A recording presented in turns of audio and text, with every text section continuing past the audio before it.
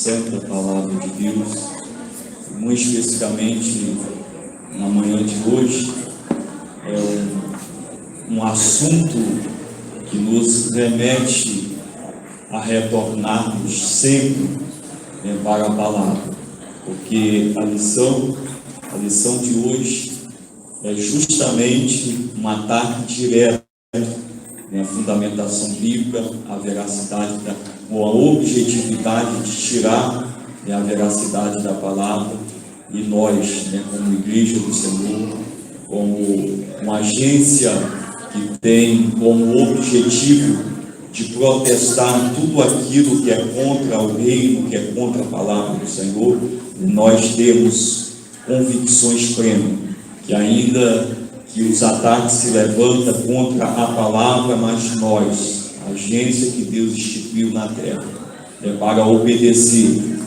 para cumprir e para apregoar esta santa palavra, nós estaremos cumprindo esta missão enquanto estivermos aqui nesta terra.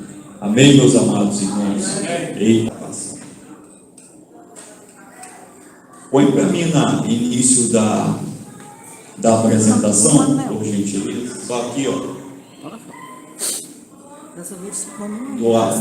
Do início. Então, irmãos, como eu falei, essa lição, quando ele projeta para ficar tudo o slide, essa lição é de suma importância, porque eu já coloco aqui, não sei se vocês estão vendo aqui uma sirene em alerta em vermelho, justamente para tentar mostrar aos amados irmãos, a gente coloca aqui o fundo azul, o perigo do ensino progressista. Então, para a gente precisa ter bastante ênfase a respeito deste ensino progressista, porque este ensino progressista, ele tenta, de alguma forma, desqualificar a Bíblia. Faz favor. Então, meus amados irmãos, mas é importante também a gente não criar uma barreira quando a gente olha aqui o perigo do ensino progressista, certo? Só que deixa eu fazer uma pergunta para vocês. O ensino de hoje também não pode colocar em nós uma visão contrária ao progresso. Então, o perigo do ensino progressista, e nós não podemos agora criar uma barreira referente ao progresso. O que está escrito na bandeira do Brasil? Ordem e progresso. Permita, pastor Marcos, senhor, no ministério do senhor, o senhor iniciou lá, como aceitou a Jesus como Salvador, como membro, depois foi levado auxiliar de trabalho, diaconato, presbitério, evangelista. O que é isso? É um progresso. Sim ou não? Sim. Os senhores e senhoras, quando colocam o filho de vocês lá na primeira série, ela faz a primeira série, no final ela vai fazendo prova durante o ano, passa para a segunda série, faz prova, passa para a terceira série. Isso é um progresso. Por que eu estou falando isso? Porque quando nós inserimos o sufixo ista ou ismo, a gente muda a visão da palavra. Quando você coloca especificamente esse sufismo ista ou ismo, progressismo, você já sai de uma visão natural de progresso para uma doutrinação. É importante frisar que nem, então, pastor Eliel, o senhor está querendo dizer que toda a palavra que carrega sobre si o sufismo, ismo ou ista, é ruim? Não. Nós estamos inseridos dentro do cristianismo. É ruim? Não. Qual a diferença do progressista para o cristianismo? Ambos têm uma visão de doutrinação.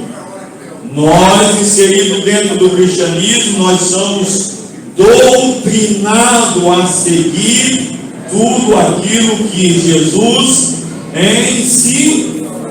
Nós somos doutrinados a fazer tudo aquilo que Jesus fez. Por isso que nós recebemos o título de cristão. Cristo pequeno, porque nós somos doutrinados. Quem é Cristo? Cristo é o Verbo que se fez carne. Então nós somos doutrinados dentro do cristianismo. Mas quando nós olhamos esta expressão progressista, muda, não é um progresso pautado dentro de uma visão, que o próprio Deus que dá o crescimento. Lembra quando Paulo fala à igreja lá de Coríntios? Não, os obreiros são quase numa visão de crescimento insignificante, porque um prepara a terra, um planta, o outro rega, mas quem dá o progresso, quem dá o crescimento? Quem? Deus. Só que quando nós inserimos nessa visão progressista, o progresso virá com a ausência de Deus, tirando Deus do processo. Esta é a visão, desse ensino progressista que nós vamos estar falando aqui. Então o textual diz assim: sabe, porém, isto, que nos últimos dias sobrevirão tempos trabalhosos. Segundo Timóteo, capítulo 3, versículo 1. Verdade prática: os ensinos progressistas buscam desconstruir a fé cristã por dentro e afastar as pessoas do verdadeiro cristianismo bíblico, tornando-a meras militantes de causas sociais. Então, se a gente observar aqui, o apóstolo Paulo já orientando ao jovem pastor Timóteo, quando ele estava ali sobre a responsabilidade de pastorear a igreja de Éfeso, ora vista, uma igreja proeminente, uma igreja que a gente, ao estudar a história da igreja, você vai ver que era uma igreja proeminente, uma igreja que foi a base, uma base missionária para que o evangelho chegasse a toda a Ásia Menor. E a gente vê ali que era um polo de um progresso muito grande Éfeso.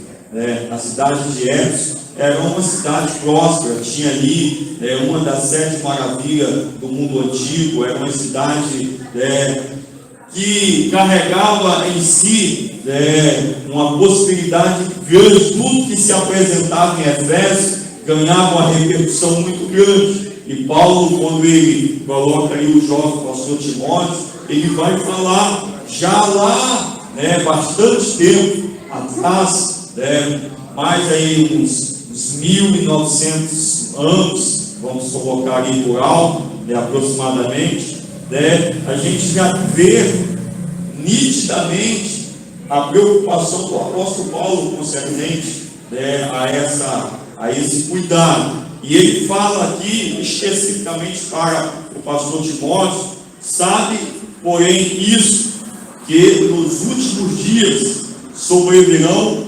tempos trabalhosos. Paulo já estava falando para Timóteo: esse tempo trabalhoso, a tendência, meus amados irmãos, quanta vez mais se passa, os tempos, as estações, os meses, os anos, a possibilidade desses tempos trabalhosos, dos tempos difíceis, dos dias difíceis, está enfatizado. Paulo, quando ele escreve lá a igreja lá de Roma, ele vai dizer que nós precisamos despertar de um sono, porque a nossa salvação hoje está mais próxima do que quando aceitamos a fé. Em suma, a nossa salvação hoje está mais próxima do que ontem.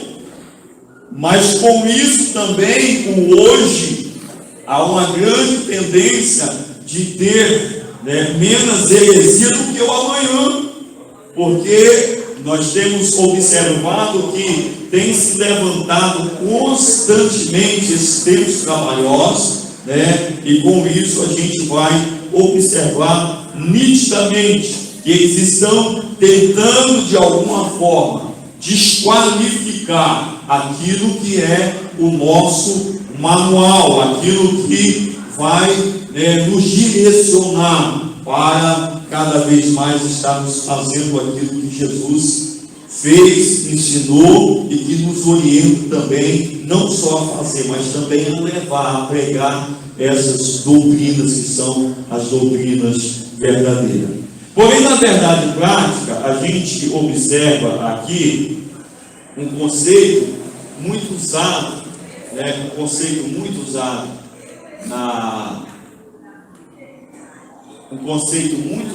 aqui, que essa ação do ensino progressista, ele tenta de alguma forma nos transformar em militantes de causa social. Olha aqui a estratégia. Olha a estratégia. Todos nós sabemos, e isso partiu muito do período do Espiritismo. O Espiritismo tinha essa ação de causas sociais, porque na concepção deles, eles evoluíam, o karma, o espírito superior, havia um processo de evolução, quanto mais eles faziam bondade, causas sociais. E hoje, o ensino progressista, ele tenta de alguma forma colocar de que este evangelho, que não confronta os erros, que não confronta o pecado, com uma visão de incluir, e trazendo muito mais para um contexto de quê? De uma visão de cunho social.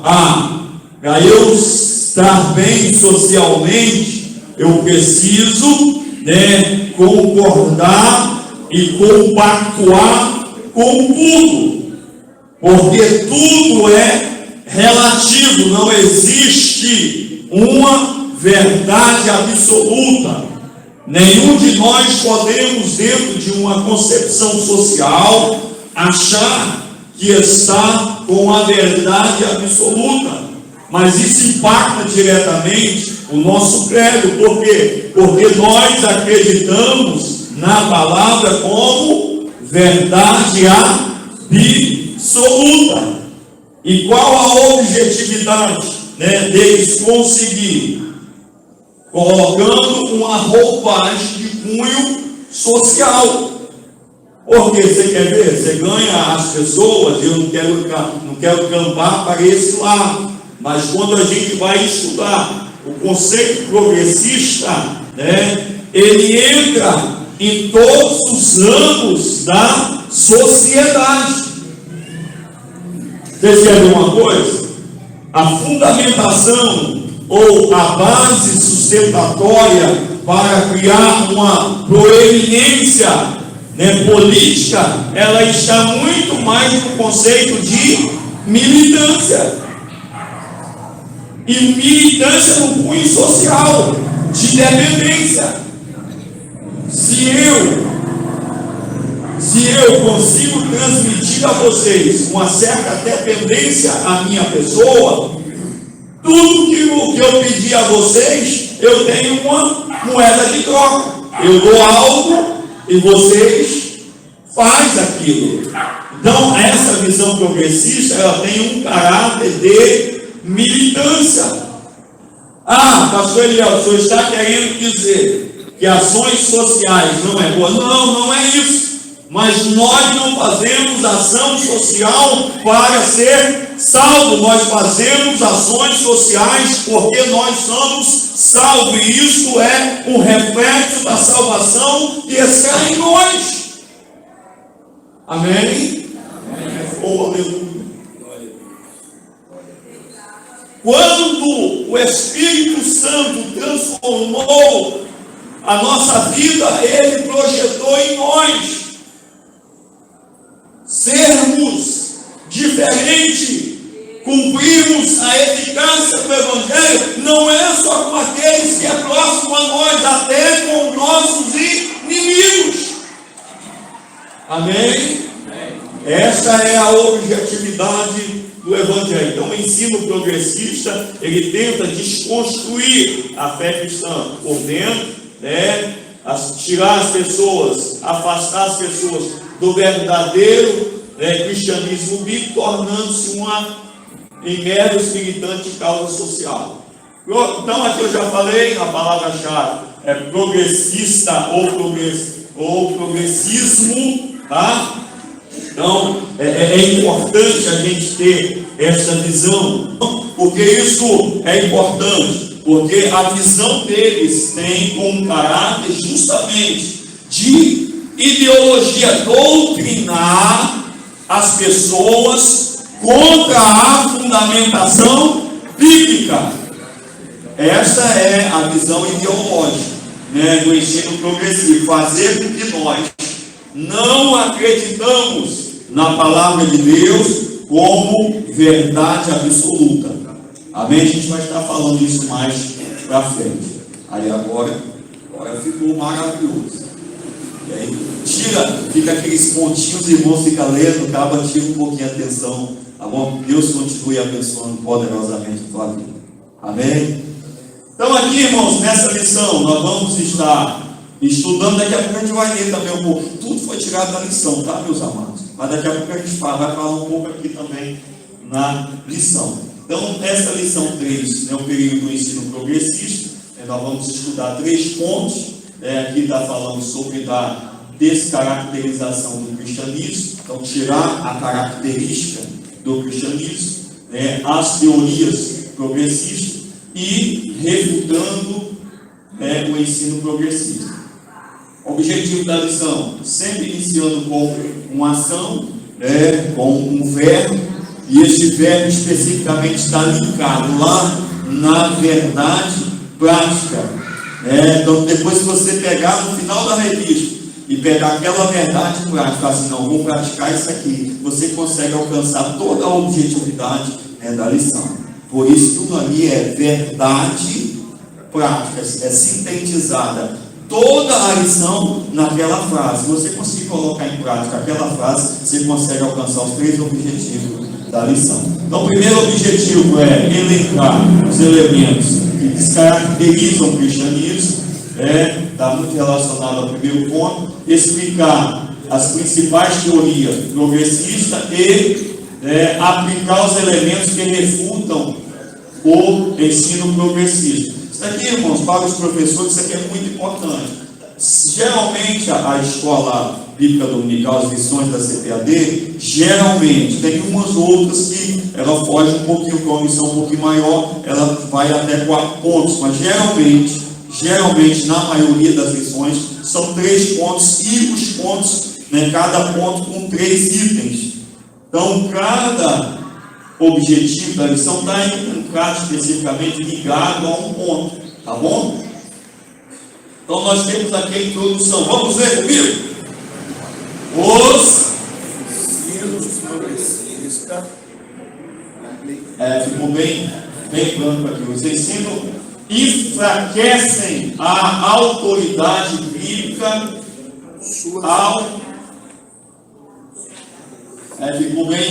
ficou bem por causa do fundo branco, né? Eu acabei colocando a cor branca.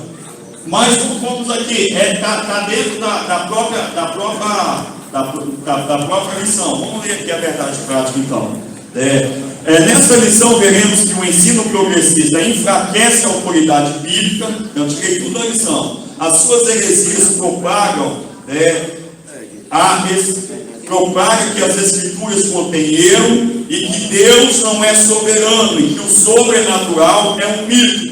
São indiferentes às doutrinas bíblicas, são indiferentes à doutrina bíblica do pecado, relativam os valores morais e defende a necessidade de ressignificar a fé cristã. Por conseguinte, o ensino progressista resultam em descaracterização do cristianismo bíblico.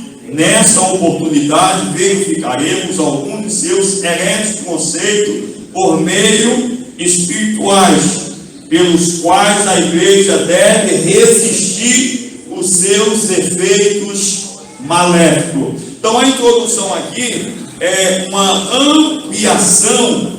ampliação clara do que a gente vai estar estudando ao longo dos 3 pontos. Então, se a gente observar especificamente, a gente vai observar que o ensino progressista, ele vai enfraquecer, e tenta de alguma forma enfraquecer a autoridade bíblica, ao propagar que as escrituras contêm erro.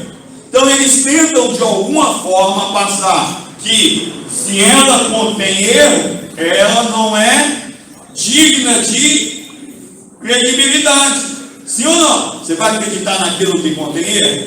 Se eu te dar uma bula de uma medicação, e a bula de medicação que vai tratar uma doença X, aí quando você lê na bula lá e está errado, aí a bula fala assim: não bebe, não tome, senão você vai morrer. Você vai beber? Não, porque tem um erro na bula. Então essa bula não é digna de credibilidade. Então qual a objetividade do ensino progressivo? Tentar colocar dúvida na palavra do Senhor. Mas encontrou uma igreja, aleluia, que ela está dia e noite pregando o evangelho a tempo e fora de tempo e falando: aqui não contém erro, porque aqui aquele que soprou aos ouvidos dos escritores, ele é todo poderoso, ele não erra, aleluia, ele pega o mar, os oceanos com a palma da sua mão, porque ele é todo poderoso, aleluia. Então eles tentam também passar que Deus não é soberano. Por que isso? Porque se aqui é a palavra de Deus, a Bíblia foi escrita por 16 séculos, soprado, no questão do Espírito Santo, orientando os 40 escritores que escreveram em 16 séculos. Preste atenção, Lucas, doutor, médico. Aí você pega Pedro, pescador, você pega outros boiadeiros, outros indoutos. Uma pessoa escreveu e o outro concluiu. E a Bíblia é coerente, você não encontra erro na Bíblia. Por quê? Porque quem estava ditando ao ouvido dos escritores era o Espírito Santo de Deus. E mostra nitidamente que Deus é soberano. Mas primeiro eles tentam falar que a Bíblia tem erro, aí depois eles falam que Deus não é soberano, e que eles falam que para nós acreditarmos na Bíblia, primeiro nós não podemos acreditar no sobrenatural. O que é sobrenatural? Milagre.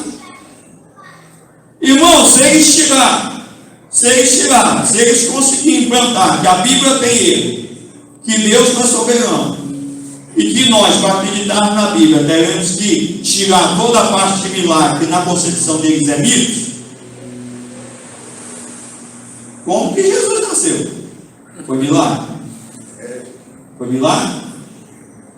O Espírito Santo desce sobre uma virgem, na concepção da biologia, para se explicar cientificamente, tem que ter o cromossomo, o óvulo, XX para determinar o sexo, XX, carrega os cromossomos ali, mas tem que ter a fecundação da gameta masculina com a gameta feminina. Maria não teve isso, o Espírito Santo desceu sobre ela e ela foi concebida do Espírito Santo. Milagre. Se eu tiro o milagre, eu tiro a possibilidade do nascimento, da personificação de Cristo. Se eu tiro o milagre, eu tiro a possibilidade de Cristo ter ressurgido, ressuscitado. Eu tiro todos os milagres que Cristo fez. Eu tiro toda a possibilidade de uma doutrina bíblica que fala que no arrebatamento da igreja, este corpo aqui vai se revestir da incorruptibilidade, este corpo aqui vai se revestir da imortalidade. Milagre. Você vai desconstruir toda a doutrina bíblica e tenta colocar uma ideologia, uma doutrinação dizendo Deus não é soberano, a Bíblia contém erro e os milagres é conversa de carocha, a história de carocha. Não é, meus amados. Nós acreditamos em um Deus que continua fazendo milagre, continua realizando coisas grandes. Eu estive ontem na festividade lá em Cidade Pomar, eu vi um milagre. Deus pegou um jovem que vivia no mundo das drogas, transformou ele, libertou e hoje é um pregador do Evangelho, uma pessoa de caráter. Quem faz isso é o Evangelho, é Cristo. Glória a Deus. Oh, aleluia. Aleluia. Glória seja dada ao nome do Senhor. Então aqui nós temos os adeptos do ensino progressista, são indiferentes à doutrina bíblica do pecado. Então eles vão dizer, não, pode ter várias mulheres, pode ter vários maridos, o jovem hoje é natural, pode ter, pode fornicar, não existe pecado. Eles são indiferentes à doutrina do pecado.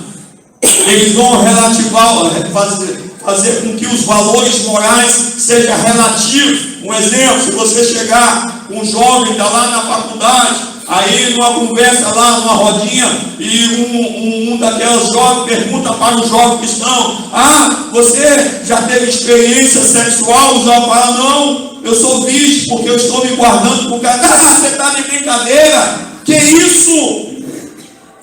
Não, mas a Bíblia me ensina assim. Aí eles vão tentar colocar com caráter de valores morais, como é relativo. Não, mas isso é do ponto de vista deles lá. Não tem nada a ver, pelo contrário. A ciência fala que a ativação sexual ainda na adolescência vai desenvolver coisas positivas. Tenta colocar o relativismo para que aquilo que é ensinado na palavra do Senhor seja refutado. Mas aqui nós encontramos uma igreja que é coluna da verdade, que vai continuar pregando o Evangelho, que vai continuar protestando, aleluia, porque Deus nos chamou para protestar contra o erro. Deus nos chamou para amar todos, mas não para concordar com as práticas pecaminosas de ninguém. Amém, meus amados? Então vamos lá.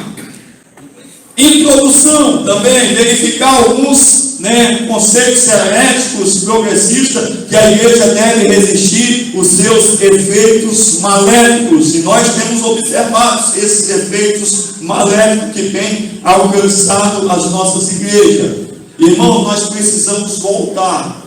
Nós somos guardiões da doutrina bíblica.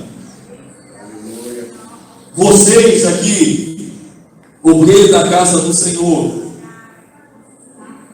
não entra nesse conceito, é antiético, é isso. Irmãos, se alguém pegar o culto para ensinar,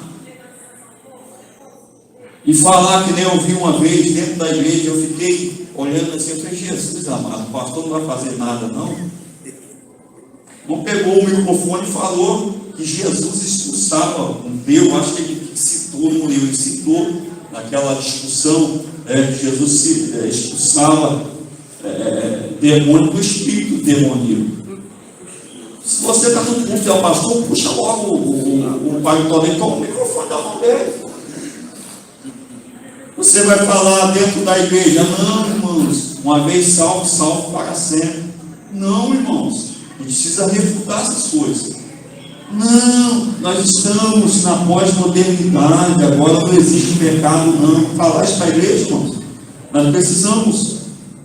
Nós somos o quê? Protestantes, nós precisamos protestar, nós precisamos ensinar a verdade absoluta, que é a palavra do Senhor.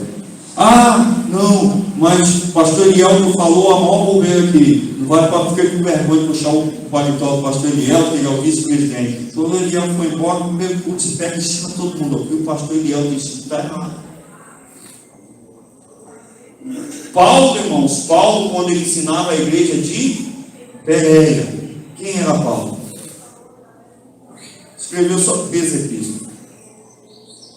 Conhecia nada ele, né? Se achava que quando ele ensinava para a igreja de Bereia, só o fato de ele carregar toda essa bagagem, né, escriturística, dava a ele tranquilidade para ele ensinar à vontade, e que o povo de Bereia ia lá confirmar. Vamos ver se está escrito aqui. Sabe por quê, irmãos? Todos nós somos seres humanos. E Paulo ele fala isso, nós devemos ter muito cuidado, porque nos últimos dias se levantarão doutores que ensinarão doutrinas com o intuito de prender, de cativar as pessoas. E é por isso que cada um de nós que vem ensinar o maior pregador que vem a pregar, o maior ensinador da época, mas use sempre o ato de confrontar os ensinamentos fundamentados na palavra. Martinho Lutero ele tem uma expressão que diz: ainda que haja um milagre que faça cair fogo do céu, se não tiver em conformidade com a palavra, não tem credibilidade, porque o inimigo também tem poder. Tudo tem que estar pelo crivo da palavra. Amém? Amém. Vamos lá, senão a gente não consegue não. Eu acho que os outros é tudo letras escuras, tá? Então vamos estar estudando o primeiro ponto, a descaracterização do cristianismo. Vamos lá. Vamos ler? Vamos ler comigo? A deterioração é o comportamento humano associado à impiedade, caracterizada por uma profunda degradação moral. Então, qual é o objetivo aqui? Quando você tem essa deterioração moral, se você pode substituir como falsificado, adulterado, aquilo que sofreu dano, aquilo que é decadente. Então, qual a objetividade do ensino progressivo? Ele criar, ele destruir, ele tirar as características do verdadeiro cristianismo. Para ele tirar a característica do verdadeiro cristianismo, quais são as características do cristianismo? A característica de Cristo. Então, qual a objetividade disso? É ele mostrar que a moral cristã, ela está sendo degradada. Ela não é suficientemente boa para a pós-modernidade, porque ela já está retrógrada, ela já está ultrapassada. Então, qual é o objetivo disso? Fazer com que o comportamento humano esteja associado à piedade, como Jesus ensinou?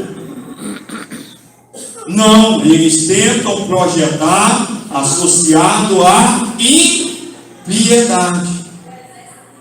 Vocês entendem? Eles tentam de alguma forma nos aprofundar em uma degradação moral, um afundamento moral, onde a moralidade estará passado pela faceta do relativismo.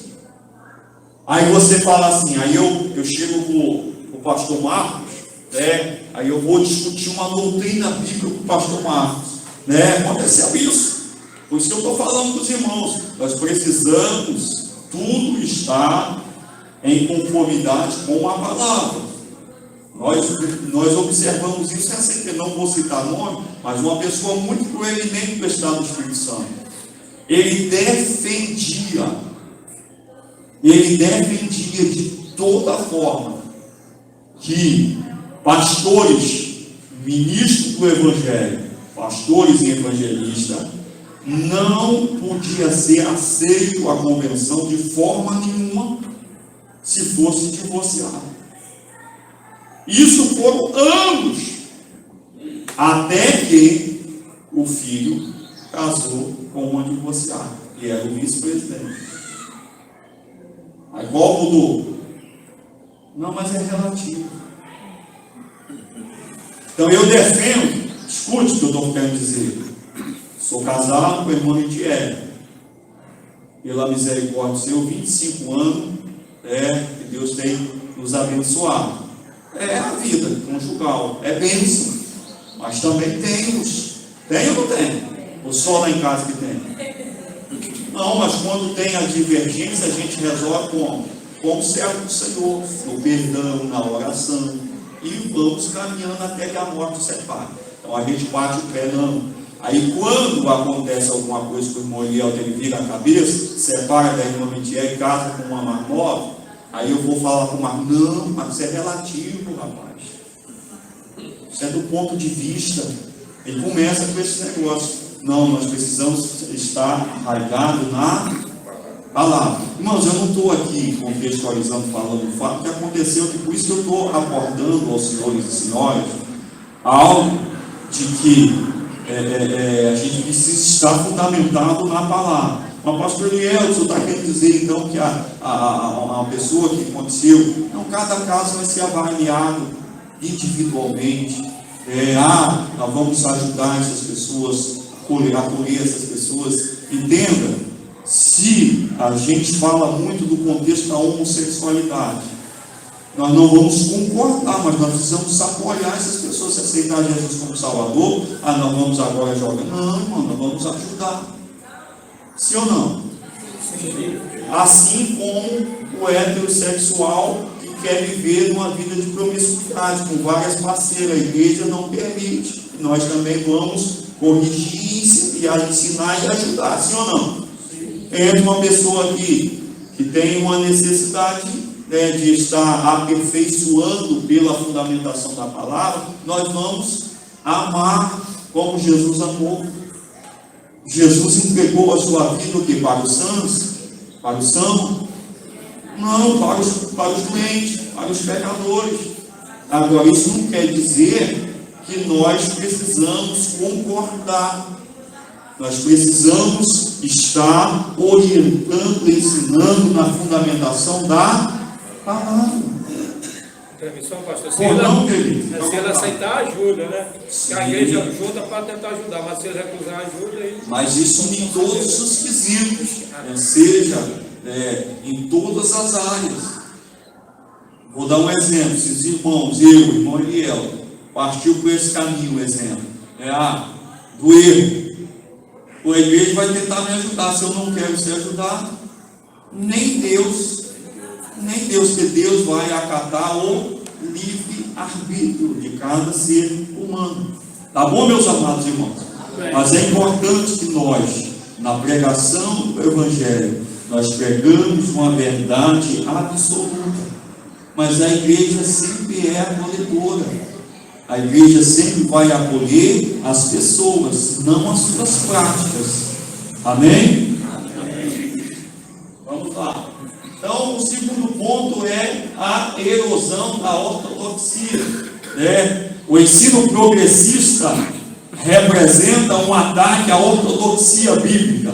A autoridade bíblica é rejeitada. Irmãos, vocês já viram uma erosão no solo? Vocês já viram? Erosão, quando chove muito, vem aquelas como fala, gente? Fugiu o nome aqui. Enxurrada, vem as enxurradas, deu um branco, as enxurradas, não faz? Aquelas valetas no solo, e aquilo ali, né, nas primeiras camadas, vai tirando, né, os nutrientes do solo, né, faz aquele suco que eles falam, vai tirando os nutrientes do solo, e aquele solo com erosão, né, fica aquela, principalmente dá muita erosão em morro, né, aquelas terras vermelhas, aí fica aquele suco, aquelas valas, aí você olha assim, tá aquela terra seca por cima, nem mato sai direito. Por quê? Porque todos os nutrientes da terra foram levados. Quando a Bíblia fala de erosão da ortodoxia, ortodoxia é a doutrina correta, é a doutrina verdadeira, é a doutrina de Cristo. Então, também no termo da saúde, nós temos erosões na pele. A pele serve como uma proteção. Quando você já teve erosão na pele? Quando já talvez passou em algum ponto agudo e fez aquele risco na pele, e fica aquele vergão, não sangra não, só faz aquela ferida, tipo um vergão que você vê que cortou, faz aquele risquinho na pele, aquele é uma erosão. E aquilo ali é uma porta de entrada para bactéria. Então, quando a Bíblia está falando que o ensino progressista é erosão para a ortodoxia, ele tira a possibilidade da doutrina correta e da doutrina verdadeira projetar em nós crescimento, aperfeiçoamento, amém? E proteção para os agentes ruins que tenta entrar em nossas vidas, mas a doutrina bíblica projeta em nós a capacidade de ver quando o pecado tenta nos atrair. O Espírito Santo de Deus, né, vem ao nosso espírito e testifica dizendo: os filhos de Deus, em obediência à minha palavra, a ortodoxia bíblica não pode executar tal ações. O que nós fazemos? Nós damos ouvido à voz do Espírito Santo e nos voltamos para a palavra, o verbo vivo que se fez carne. Então, por isso que o ensino progressista, ele é um ataque, né? A ortodoxia é uma erosão, ele tenta tirar aquilo que pode projetar em nós crescimento. E ele também tenta, de alguma forma, né, criando essa incontinência, essa abertura da ortodoxia, né, da palavra do Senhor, a ortodoxia bíblica. Aí a gente começa agora a não acreditar na autoridade bíblica, a gente começa agora a rejeitar a autoridade bíblica. Então nós precisamos, amados, ter muito cuidado, por quê? Porque essa correção erosão é um ato de destruir, desgastar, né? Ela vai desgastando, parece algo assim, não, ele coloca aqui hoje, coloca ali, já começa lá na criança. Vocês querem ver aqui um dos ensinos progressistas? Evolução. Que o homem não foi criado, não é que tira a doutrina do criacionismo, que o homem foi criado por Deus, coloca uma teoria da evolução de Darwin. Isso é um ensino progressista. Você pega um exemplo dentro do ensino, você tem o ensino progressista, da evolução, da biologia, onde ele coloca que uma classe superior evolui e ao inferior entra em extinção. Se nós viemos do macaco, como determina a teoria da evolução, não era para existir macaco, sim ou não? Se todos os macacos evoluíram, são seres humanos, então a gente já começa. E nunca, o que é teoria? Teoria é algo que não pode ser também reproduzido. Teoria não é algo efetivo, é uma teoria. É um apanhado de estudo sobre aquela situação. Então, amados, a gente começa a observar, e você pega na período do século XIX, XVIII, XVII, XIX, você vem com a fundamentação do iluminismo, renascentismo, você começa agora a implantar essa visão progressista, de tentar tirar Deus da situação. Lembra lá o período da industrialização, das indústrias, Revolução Francesa? Então você começa a observar que o homem ia lá de forma natural, caminhava, preparava a terra, esperava aquelas estações pré-estabelecida, parece que era tudo certinho, plantava. Aí quando você vem o período das indústrias, da Revolução Industrial, você começa agora a entrar nessa visão de que as indústrias agora conseguem construir ou fazer em larga escala. Você começa a perder a dependência de Deus. Você já não precisa mais de Deus, porque você consegue reproduzir longas escalas. E é justamente isso, amados, que vem nessa visão de Karl Marx, quando ele entra num processo do ensino progressista da economia, dessa visão de classe, onde as classes, eu preciso transformar o homem no controle de um equipamento, porque cada vez mais as massas estão crescendo e eu preciso produzir mais. Então tudo isso vem, o processo de progressão, ele é importante, mas quando nós permitimos que Deus seja o agente que nos faça crescer, a progredir em obediência ao Criador, não em oposição ao Criador. E isso não é só do século XIX, do século XVII ao século XIX, não. Isso aconteceu lá nos primórdios.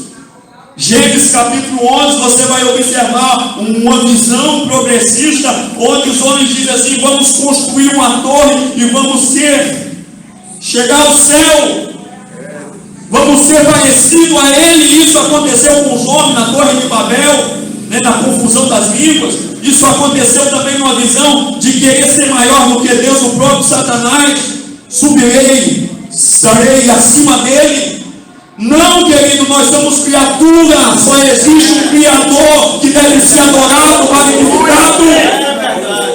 Aleluia! E hoje o diabo continua usando a mesma tática. Ele chega para ela e vai dizer: pode comer, tu não vai morrer não, tu vai ser igual a ele, igual a Deus. Quem não quer ser igual a Deus? A visão progressista implanta a mesma conversinha. Vocês não precisam de Deus para progredir, vocês não precisam de Deus para evoluir, vocês não precisam de Deus, vocês em si. A visão progressista coloca: vocês em si têm a capacidade de crescer, de progredir sem Deus. Não, nós somos dependentes de Deus. Aleluia. Nós estamos aqui, se nós existimos é por causa dele. É verdade. Aleluia.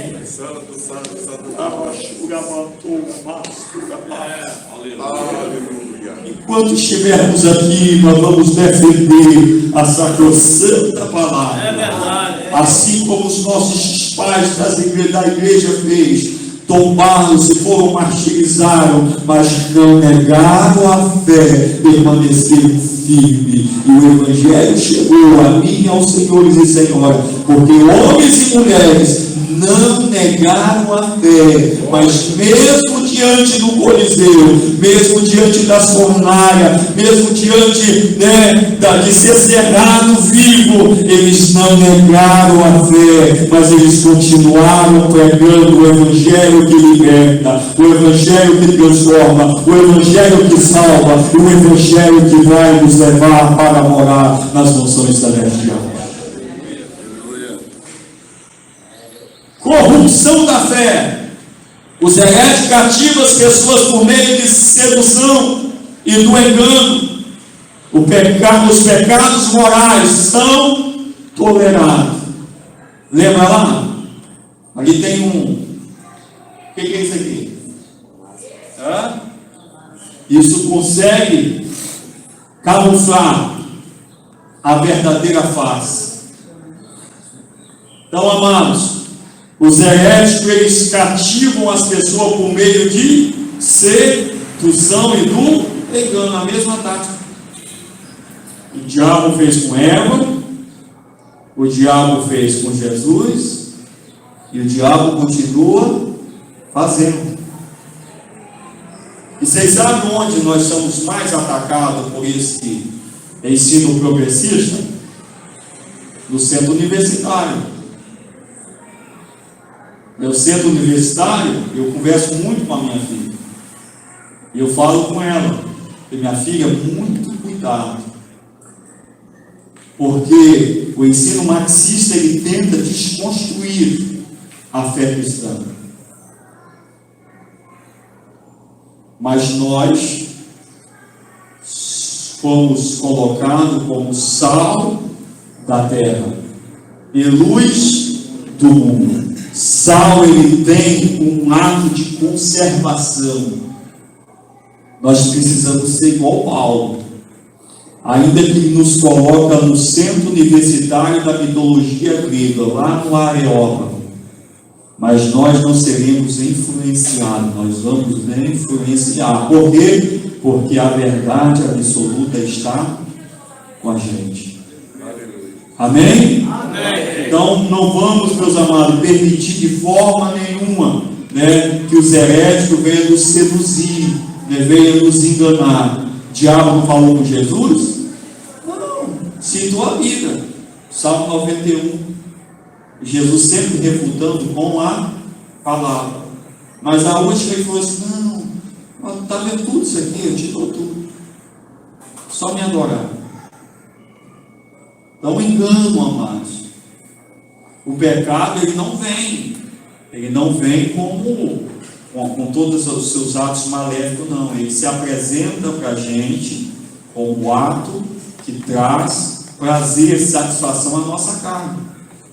Depois do ato consumado, e aí gera a morte, a separação de Deus. Mas ele, automaticamente, ele vai tentar nos enganar.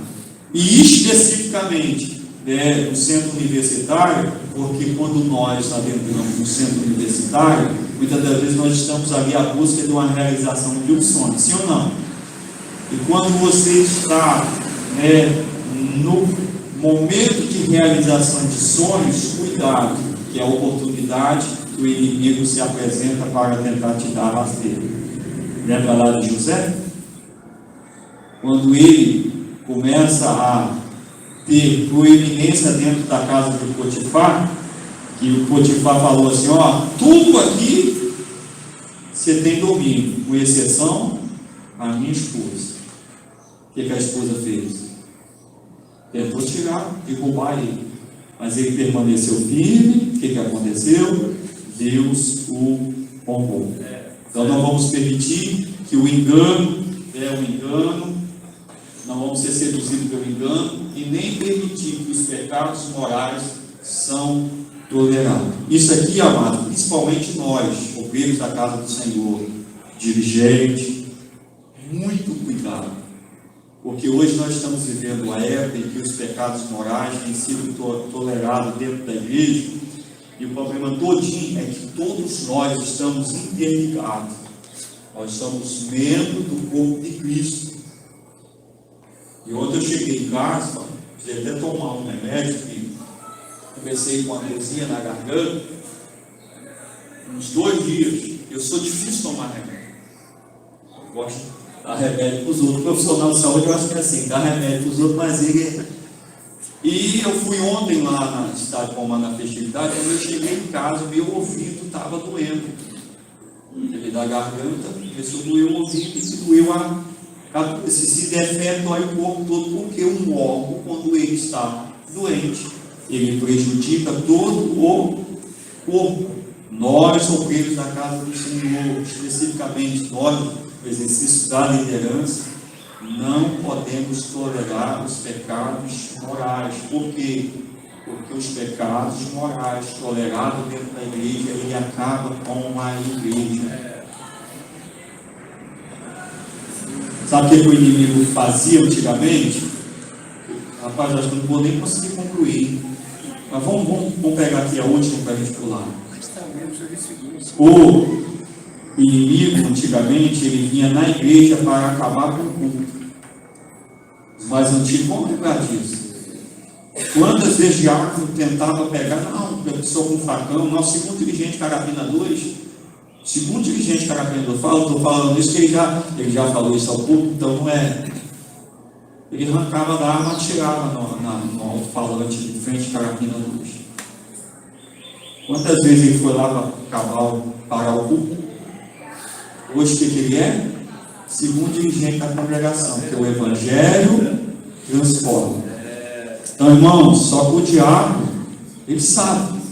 Quantas vezes ele entrou numa pessoa, para a pessoa acabar com o culto, a pessoa chegou aqui para acabar, e quando chegou aqui na frente, caiu possessa, foi liberta, foi feito o apelo, aceitou a Jesus como Salvador, e hoje são pastores. Mas o diabo, ele usa uma tática agora chamada sapatinho de algodão, que usou lá com o povo de Israel, Balaque e Balaão. Não tem condição de amaldiçoar, não tem condição de parar esse povo, tem como colocar pecado no meio dele, que Deus sabe. Hoje a igreja da pós-modernidade tem tolerado pecados morais e está arrasando a igreja, porque Deus, ele é santo. Está escrito: sede santo, porque eu sou santo. Sede santo em toda a vossa maneira de viver. Se você achar que vai se manter em posição, porque está na maior igreja, mas vai tolerar pecado para manter a sua diligência, você pode até ficar ali por pouco tempo, porque o dono da obra, ele trata com cada um de nós no tempo oportuno. Quem sustenta o nosso ministério não é as pessoas, é Deus. Vamos lá. Pode ler para mim, vocês? A deterioração moral, a evolução da autossuficiência e a corrupção da fé são elementos que descaracterizam o cristianismo bíblico. Então, preste bastante atenção, está vendo? As palavras que estão aqui, uma cor mais forte, que é justamente o que está especificado nos pontos. Vamos lá, segundo ponto, a teoria do progressista. Então, vamos ler aqui: o repúdio à inspiração e a inerrância da Bíblia, a ênfase do antropocentrismo e a reinterpretação da Bíblia. Irmãos, isso aqui é importantíssimo a gente ter isso em mente, porque a visão para tentar desconstruir, quando você tenta de alguma forma desconstruir a Bíblia, acho que passou, não, pulou. Tá certo. Isso mesmo. Então, qual o objetivo aqui da teoria do ensino progressista, da teoria progressista?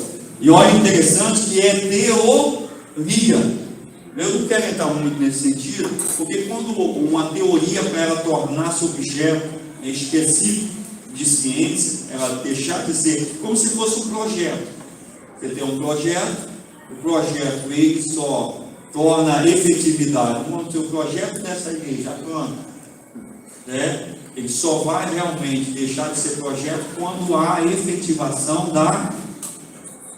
do objeto, da igreja, desse tempo. Amém? Então, teoria, ela continua sendo um processo ainda que não há, né, uma efetivação científica, uma comprovação científica. Mas essa teoria, ela tenta, de alguma forma, acabar com o cristianismo. Por quê? Primeiro ato dela é desconstruir, né, a Bíblia. Existe possibilidade de nós, como servos do Senhor, permanecer como cristão sem a Bíblia? Tem como? Não tem. Então, se eles conseguirem desconstruir a Bíblia, colocar um repúdio à inspiração. O que é inspiração? Paulo, ele fala que nenhuma, né, que todas as Sagradas Escrituras é inspirada e divinamente inspirada para corrigir, redarguir, e o texto todo lá. E quando Pedro também ele fala que nenhuma parte da Bíblia é de vãs interpretação, mas foi inspirada pelo Espírito Santo de Deus. O Espírito Santo socorreu, ou orientou, ou falou para que os autores, né, aqueles 40 homens de 16 séculos, em época diferente, viessem a escrever a Bíblia. Então, essa inspiração é que o próprio Deus inspirou esses 40 autores para escrever a Bíblia. E é justamente a inspiração que não permite a Bíblia ter erro.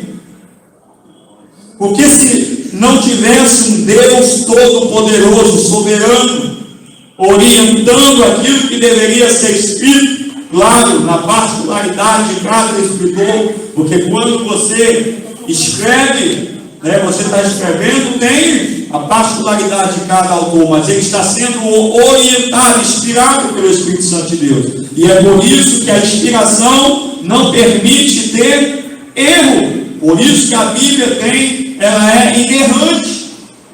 Porque foi o próprio Deus, que é atemporal, ele não está submisso ao tempo. Ele orientou esses 40 homens a escrever a sacrossanta palavra. Eu lembro uma vez, amados, que eu estava lá no Rio, eu estava na Copa, eu saí, acabei 16 anos de CTI cardíaco, e a gente recebia, todos os dias paciente da cirurgia cardíaca. E eu lembro que tinha um cirurgião, e eu estava na Copa tomando um café, e ele entrou e falou assim: Hades, a gente estava falando da Bíblia, ele falou: Hades, você é evangélico, graças a Deus. Ele falou, porque a gente tinha pouco contato com o cirurgião, a gente ficava dentro do CTI cardíaco e eles não sendo cirúrgicos, então eles operavam, mandavam para a gente, só ia lá para praticamente ver os pacientes, mas a gente tinha pouco contato. E ele me viu na Copa, ele estava falando da Bíblia, ele estava, você é evangélico? Sou. Rapaz, você acredita na Bíblia? Eu falei, plenamente. E rapaz, você é um cara tão inteligente, pessoa assim tão. Você acredita na Bíblia? Por isso eu sou inteligente, eu acredito na Bíblia. Ele falou, eu falei, doutor Costa, o senhor não acredita, é um direito do senhor. Mas eu quero fazer um desafio para o senhor. Irmãos, para quem não acredita na Bíblia, você conversar com um ateu, você falar de Bíblia para ele, significante, ele não acredita. Você tem que mostrar para ele de alguma forma que a Bíblia, para ele entender a inspiração e a inerrância da Bíblia, baseado naquilo que ele acredita. Eu falei, doutor Costa, sou um cirurgião cardíaco, sou um dos melhores aqui do Rio. Inclusive, eu opero para o senhor 2 ex-secretários de saúde do Rio de Janeiro. Sou realmente, na cardiologia, isso é fé. Tem algum outro cardiologista aqui no hospital que fez a faculdade com o senhor? Eu tenho, tem mais 3 colegas que estudou junto. Então, vamos lá. O senhor é cardiologista, o Só tem mais 3 colegas que também são cardiologistas, contemporâneos, né, da mesma época, estudaram nas mesmas faculdades e são formados médicos com especialidade em cardiologia, ok? Ok. Então, vou mostrar para o senhor que a Bíblia, ela é a palavra de Deus e que ela tem uma inspiração e que ela é inerrante, que ela é diferente de todos os outros livros. E eu paro para ver. Ele disse, ok. Vamos chamar os seus 3 colegas, que são médicos, cardiologistas, que regulam a idade que o senhor estudaram na mesma faculdade. E nós vamos colocar cada um, o senhor vai ser o supervisor. O senhor vai ser o supervisor. Nós vamos colocar um em cada sala. E o senhor como cardiologista, vai pedir a eles para escrever um texto sobre coração. Um vai fazer a introdução, o outro vai fazer o segundo parágrafo e o outro vai fazer a conclusão. E depois nós vamos juntar os três escritos sobre um assunto que o senhor vai determinar sobre cardiologia e nós vamos ver se tem coerência. Ele olhou para mim e falou, não, impossível. Coração, mas é muita coisa. Eu falei, eu estou falando só de coração, a Bíblia fala de tudo. Um médico começou a escrever, um indulto concluiu e tem coerência. Aí ele olhou para mim e falou assim, olhando por esse lado, tem alguma coisa aí superior a Deus. Então, amados, a Bíblia, ela não tem. O pastor Antônio Gilberto tem que falar, se tem alguma coisa na Bíblia que eu não estou conseguindo chegar a um denominador comum, não é a Bíblia, sou eu. A limitação está em mim, porque ela é a palavra de Deus, que transforma, que liberta, e que vai continuar sendo a nossa bússola, que nos levará às nações celestiais. Nós não precisamos, amados, estar no centro das coisas ou não. Quem está no centro é o Senhor. Este evangelho não é antropocentrismo, onde o homem tem que aparecer, o homem tem que estar no centro. Não! Se nós aqui existimos, é para magnificar o Senhor. Todas as coisas existem para que o nome do Senhor venha a ser engrandecido. E a Bíblia não precisa ser reinterpretada, precisa ser obedecida, precisa ser reverenciada, precisa ser pregada a tempo e fora de tempo, porque aqui está o manual que consegue, aleluia, multiplicar e transformar as pessoas e levar as pessoas a um aperfeiçoamento contínuo, a cada dia mais estar parecido com o Senhor. Mas eles tentam de alguma forma desconstruir a Bíblia, mas a igreja está aqui para pregar a tempo e fora de tempo esta verdade absoluta. Segundo item do segundo ponto, teísmo aberto.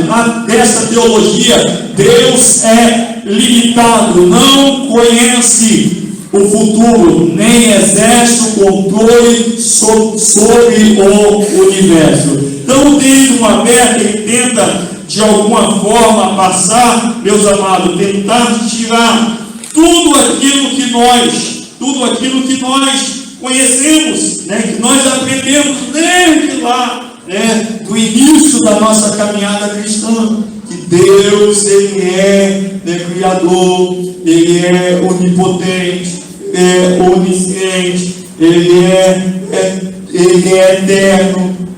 Então, todas essas questões, o teísmo aberto, ele tenta tirar, ele tenta falar que Deus é limitado. Se Deus é limitado, automaticamente eu tiro todo o poder de Deus, eu tiro toda a possibilidade de Deus ser, não ser limitado ao espaço e tempo, eu tiro a eternidade do Senhor. Então, a objetividade também, tirar a soberania de Deus, falar que Deus não exerce controle sobre o universo, porque aí eles têm a capacidade de embasar o quê? A tese, do ensino progressista da evolução.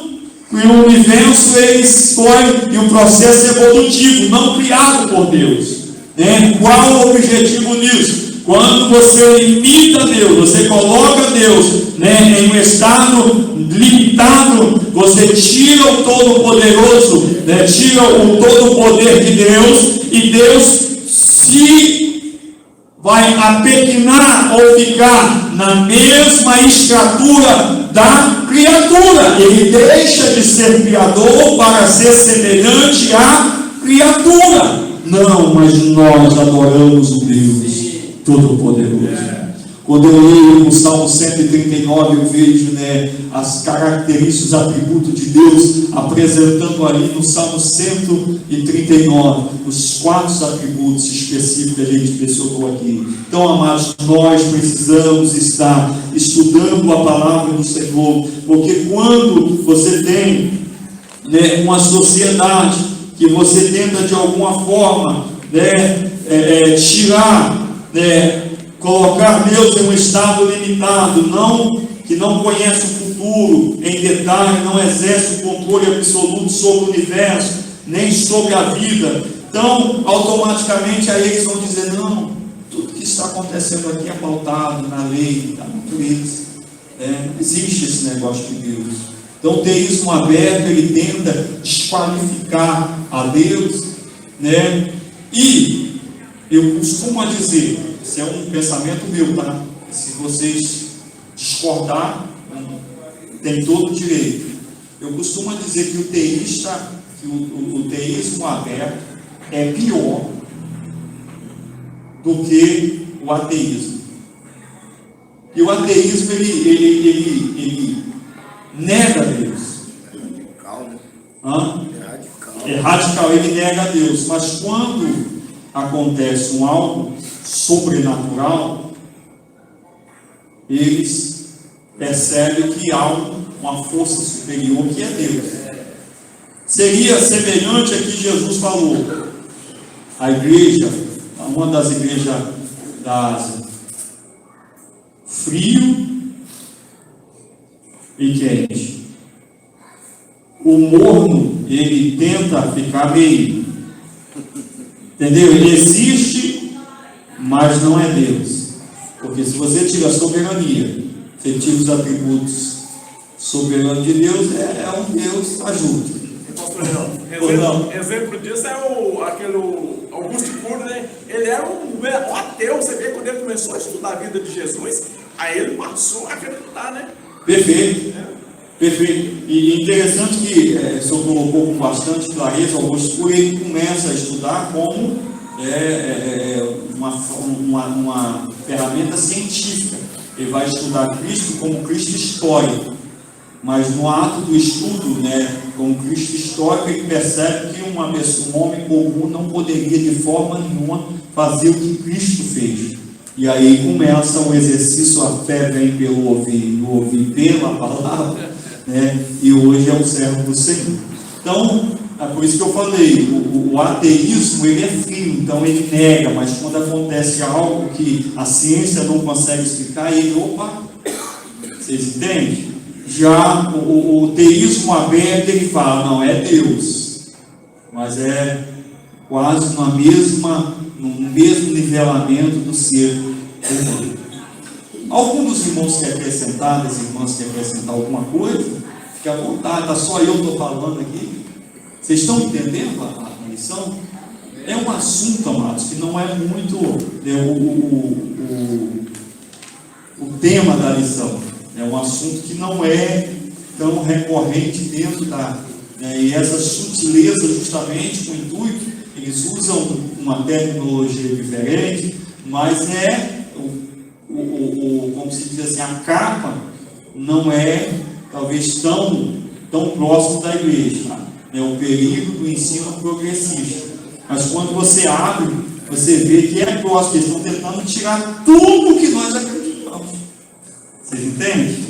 Não sei se os irmãos perceberam no estudo da lição. Pastor Leandro, também, eu vejo também o Titanic. O Titanic, ele queria tirar Deus, achava que estava no controle totalmente dele, achava que Deus tinha controle sobre ele. Você vê o que aconteceu. Sim. Aconteceu uma coisa que Não podemos brincar, né? Não podemos brincar. Deus, Ele está no controle de todas as coisas. Então a gente precisa compreender que Deus, Ele está no controle de todas as coisas. Deus não perde o controle da situação. Em nós, como servo do Senhor, nós precisamos ter esta convicção.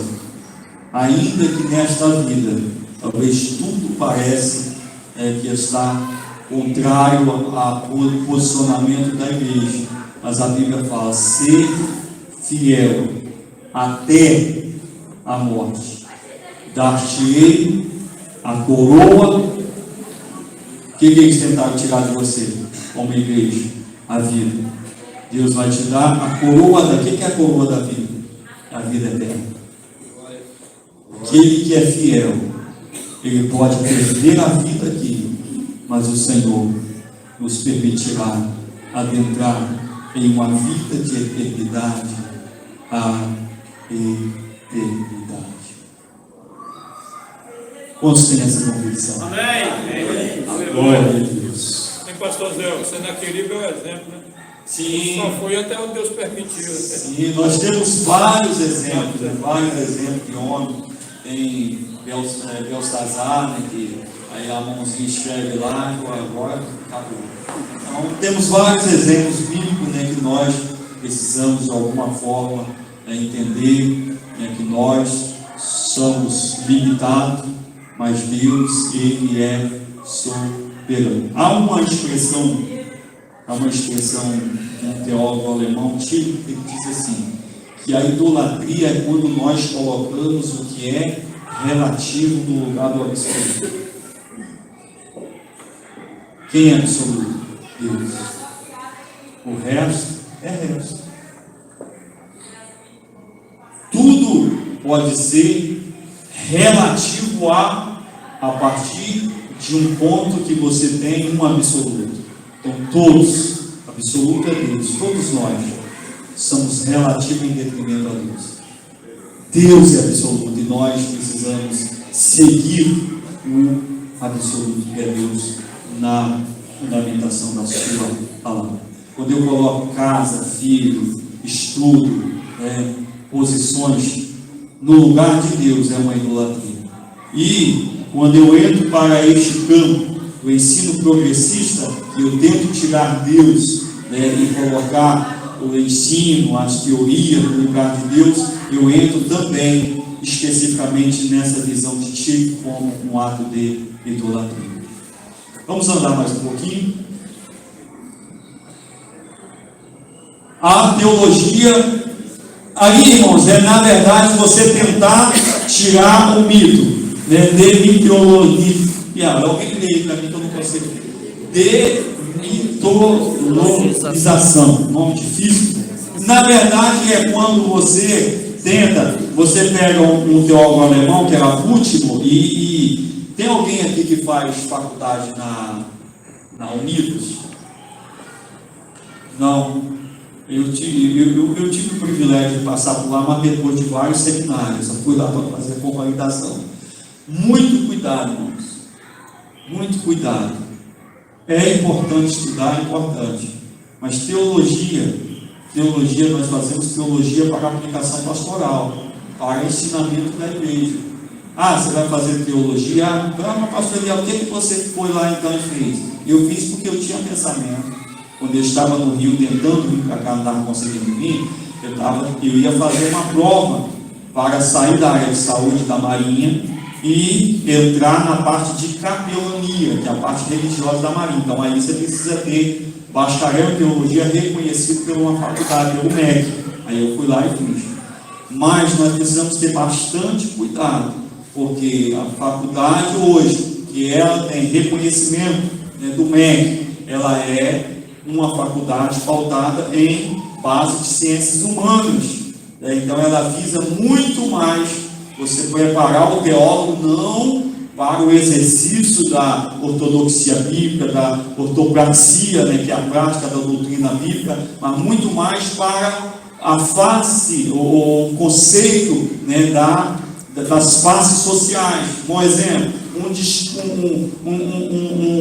um debate sobre a possível legalização do aborto. Eles vão chamar vários profissionais, chamam de uma pessoa formada em direito, como um biólogo, chama um teólogo, com o intuito de dar a tese ali, seja favorável ou contrário dentro da guerra. Então, teologia lá é como base ciências humanas, e que eles tentam, de alguma forma, também fundamentar na ideia de último, de tentar tirar a possibilidade do milagre, dessa possibilidade que aquilo que não é reproduzido não pode ser encarado como correto, porque a faceta do cientificismo só pode ser considerado ciência quando pode ser reproduzido. Mas como você reproduz um milagre? Não se consegue reproduzir um milagre. Então, para eles, o milagre é mito. Então, para você acreditar na Bíblia, você precisa tirar todos os mitos, todos os milagres, todo o sobrenatural precisa ser estipado, tirado da Bíblia. Aí sim a Bíblia passa a ser um livro de credibilidade. Mas nós acreditamos em milagre. Se na Bíblia estivesse falando que não era o grande peixe que engoliu Jonas, que Jonas tivesse engolido um grande peixe nadado o oceano todo, eu ia acreditar, porque a Bíblia é a palavra de Deus. A Bíblia não precisa de resposta humana para fundamentar que é uma veracidade. A Bíblia, ao longo dos anos, é o livro mais perseguido em todas as épocas, e ela subsiste eternamente. Passa-se os homens que tentaram destruir a Bíblia, Nero, Mussolini, Nietzsche. Vários homens passaram, porque o homem é como a erva, seca e cai, mas a palavra do Senhor, ela subsiste eternamente. Glória seja dada ao nome do Senhor. Então, amados, eu lembro lá na faculdade que eles tentou explicar, e tal, ensinando lá a saída do povo do hebreus lá do Egito. Aí o pastor, o teólogo lá tentou explicar que a morte dos primogênitos, que não, porque era o rio, o Nilo enchia e aquelas plantas aquáticas secavam e eles exalavam uma coisa lá venenosa, e que os primogênitos tinham uma certa altura e queria naquela altura. Eu falei, cara, e os animais que também morreram?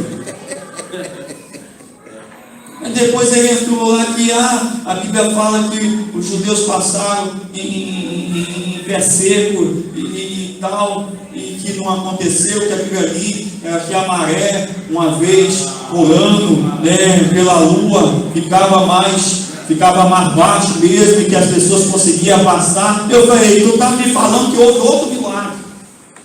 Aconteceu um, não, aconteceu dois. A Bíblia relata um, a Bíblia relata os dois, mas a gente dá ênfase só mais de um. Mas agora o senhor está me falando que eu vou dar ênfase no segundo milagre. Qual é o segundo milagre? Que Deus consegue matar um exército em carruagem, em pouca água. Onde alguém passa com água na sola do pé, o outro morre afogado, porque Deus é Deus. Então, amados, nós precisamos defender os valores bíblicos. Eu vou parar, Vou parar aqui. Puxa aí. Irmãos, o terceiro ponto é um ponto que talvez para nós, entendo, eu não estou tentando aqui justificar, aqui, que eu não cheguei ao último ponto não, mas o terceiro ponto é o que nós fazemos. Terceiro ponto é o que nós fazemos, que nós refutamos, que nós pregamos, que nós defendemos, sim ou não? Então, amados, eu vou só passar rapidinho aqui, não vou nem ler. Refutamos o ensino progressista. Então vamos lá rapidinho, dispensar, reafirmar a doutrina da inspiração da Bíblia, verbal, plenária e inerrante da palavra de Deus. Nós fazemos isso? Claro! Quando alguém chega para a gente e fala, não, a Bíblia não é a palavra de Deus, a Bíblia não contém a palavra de Deus, ela é a palavra de Deus, na sua completude. Então, é isso que o terceiro ponto vai dizer, é ensinando as doutrinas bíblicas, é responsabilidade da igreja evangelizar e ensinar as doutrinas bíblicas. Olhe para cá, por gentileza, não troque o culto de ensino para ficar buscando ensinamento na internet. Pastor Eliel, a internet é ruim? Não, tem muito ensinamento bons, mas tem muito também ensinamentos progressistas com mimetismo, capacidade de camuflagem que você não consegue perceber, daqui a pouco está sendo amarrado. Paulo ele diz assim, dentro da igreja nós precisamos ensinar as Sagradas Escrituras. Nós precisamos orientar o nosso povo. Nós precisamos, mas pastor Eliel, eu trabalho o dia todo, quando eu chego na igreja, o irmão fica contando um monte de historinha. Então chama o pastor para pastor, o irmão está contando historinha, pede ele para ensinar a Bíblia. Nós precisamos ensinar a palavra do Senhor, ensinar as doutrinas bíblicas. E na minha concepção, entendendo a fundamentação bíblica, no meu ponto de vista, não se consagrava nenhum presbítero se ele não tivesse capacitação de ensino. Tem que ensinar, porque eu não posso, amados, pegar, encher o púlpito de pessoas que não estão habilitadas para ensinar. Aí depois a igreja fica indo em bebendo outras fontes. E não adianta, meus amados, querer colocar muro alto, fazer para prender povo, não. Que prende o gado no seu pasto não é a cerca, é o alimento que se oferece. E nós precisamos voltar ao ensinamento da sacrossanta palavra. Eu não estou aqui falando que os presbíteros, pastores precisam ensinar com a desenvoltura, da hermenêutica, de todas essas ferramentas teológicas. Não, é um ensinamento bíblico simplificado, mas ensina a Bíblia. Jesus ele usou de ferramenta, mas Jesus ensinava por parábola. Ele pegava uma coisa, ele queria ensinar sobre um barulho que ia causar uma certa desarmonia. Ele pegava a bateria que todo mundo conhecia. Se não tiver coordenação e não fazer harmonia com os outros sons, vai atrapalhar. Era assim que ele ensinava. Ele usava daquilo que era conhecimento, que todos tinham conhecimento para ensinar. Eu não estou dizendo aqui que o presbítero precisa conhecer o grego, é preciso conhecer amém. Mas, por exemplo, muitas vezes você chega aqui e começa também a transmitir aquilo que a igreja não consegue absorver. Não ensinou. Eu chego aqui e falo, aí começo a dispensar para os irmãos várias palavras técnicas do hebraico, do grego. Os irmãos não conhecem grego nem hebraico, vai para casa sem saber. Aí dúvida. Então o que eu estou falando não pode de forma alguma. O pastor chega para ele mês que vem você vai ensinar no culto de ensino. Eu lembro lá no Rio, eu fiquei 4 anos na igreja de São Cristóvão. Eu fui consagrado ao diácono lá, ao diaconado lá. Eu lembro que o pastor Túlio Barra chegava para mim, diácono. Ele falava assim, meu filho, daqui 3 meses tu vai na sede, tu vai ensinar a respeito disso. 3 meses, tu tem todo o corpo ministerial para te orientar, tu tem quase 5.000 livros na sede e tu tem 2 joelhos. E tem uma coisa, tinha que ir lá ensinar. Então, mas nós precisamos voltar. Aí a gente fala assim, pastor Eliel, não tem mais tempo. Não tem tempo, você fica o dia todo no zap, você fica o dia todo nas redes sociais, você não tira tempo para estudar a palavra do Senhor. Medita dia e noite nessa palavra, projeta essa palavra no teu coração, faça com que essa palavra arde na tua alma. Toda vez que você lê um versículo que você já conhece, que só ficou associado, mas leia, medite na palavra e vamos refutar, não vamos permitir, amado, que a igreja venha a ser atacada por essas vãs filosofias que venha fazer com que pessoas dentro da igreja estão vindo e fazendo cativo. Paulo falou, eu tenho medo de quando eu partir, porque entrarão no meio de vós adentrarão no meio de vós, então vão vir de fora. Sim ou não? Pessoas que ensinarão doutrinas e farão presas suas. E ele fala assim também: no meio de vós se levantarão pessoas que vão ensinar vãs filosofias. Então nós, como servos do Senhor, nós precisamos refutar essas palavras. Então não vou ler aqui, só pedir os irmãos para ler as notas, por gentileza. Refutamos o ensino progressista, afirmando a autoridade da Bíblia, ensinando a vida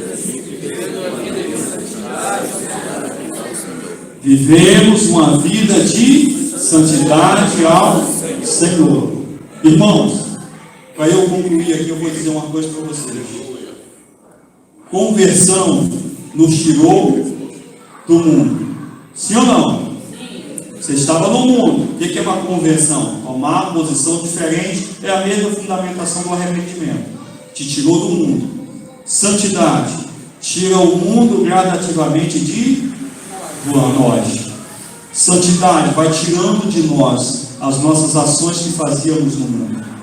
Seja a santidade inicial, que é a regeneração, e a santidade continuada, ou progressiva.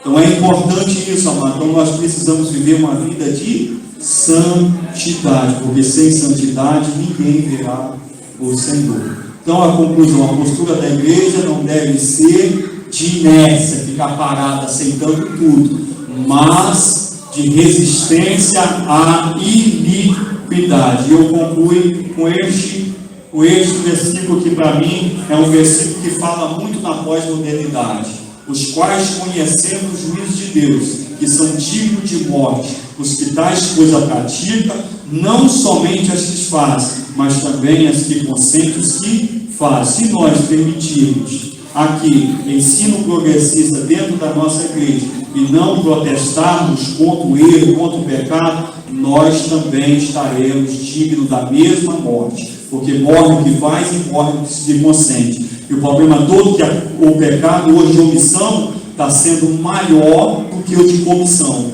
Então nós precisamos ter atenção concernente a isso. Deus abençoe a todos. Eu peço perdão que eu acabei extrapolando o horário dos senhores. Mas muito obrigado e eu agradeço. Lembre quando for orar, lembre o irmão Eliel, que muito necessita de oração. Eu lembro, só para os irmãos entenderem aqui, tem algumas palavras que eu tenho uma dificuldade para expressar, e eu tinha dificuldade até de responder presente na escola de vergonhas. Hoje eu me permito, se eu agarrei uma palavra, eu brinco, pego alguém, leia para mim que eu não consigo falar essa palavra, e a gente segue caminhando, porque nada pode ser empecilho para o que você deixe de pregar ou ensinar o Evangelho. Deus abençoe a todos em nome de Jesus.